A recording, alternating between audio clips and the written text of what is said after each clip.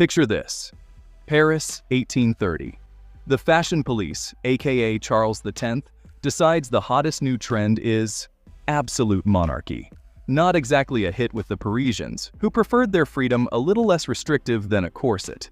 So, when Charles tried to pull a fast one with some seriously unpopular ordinances, let's just say the people weren't exactly thrilled.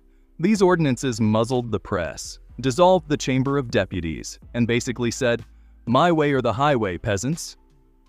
The French, being the French, weren't about to let their freedom go out of style. They'd fought a revolution for it once, and they were ready to accessorize with liberty again. The streets of Paris became a runway of resistance. Barricades went up faster than the price of designer handbags. Let's meet the cast of characters in this revolutionary rom-com. First up, Charles X, our fashion-challenged monarch.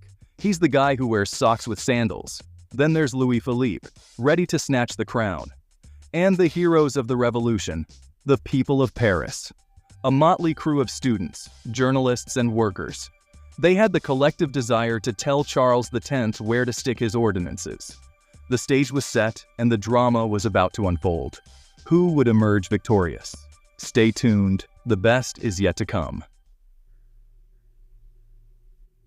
The July Revolution wasn't exactly a carefully planned military operation.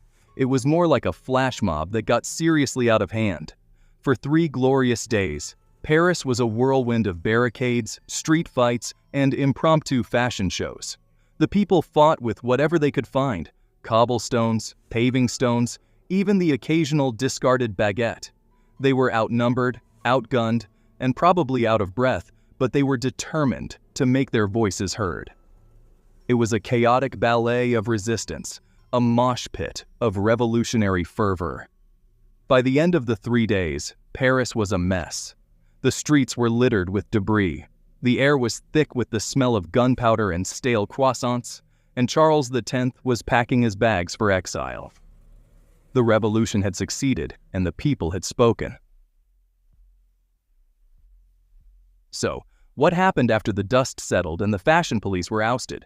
France got a new king, Louis-Philippe, who promised a more liberal monarchy. He was like the off-brand version of Charles X, slightly less tyrannical. The July monarchy was a mixed bag, not the democratic utopia revolutionaries envisioned, but a step forward. Think of it as upgrading from Crocs to sensible sneakers, an improvement. The revolution inspired similar uprisings across Europe. It was like a fashion trend spreading from Paris to Brussels to Warsaw. The people of Europe realized freedom was a timeless classic. The July Revolution proved people can rise up and demand change.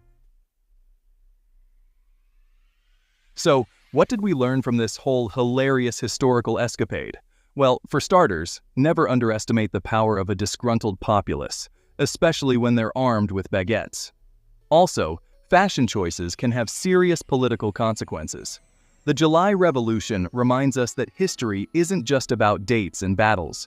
It's about people, their passions, and their often questionable fashion choices. It's about the moments of absurdity, the unexpected twists and turns, and the sheer audacity of challenging the status quo. And most importantly, it reminds us that even in the darkest of times, there's always room for a good laugh. Because sometimes, the best way to deal with the absurdity of history is to embrace it with a sense of humor. So, the next time you're feeling down about the state of the world, remember the July Revolution and the Parisians who fought for their freedom with baguettes and cobblestones.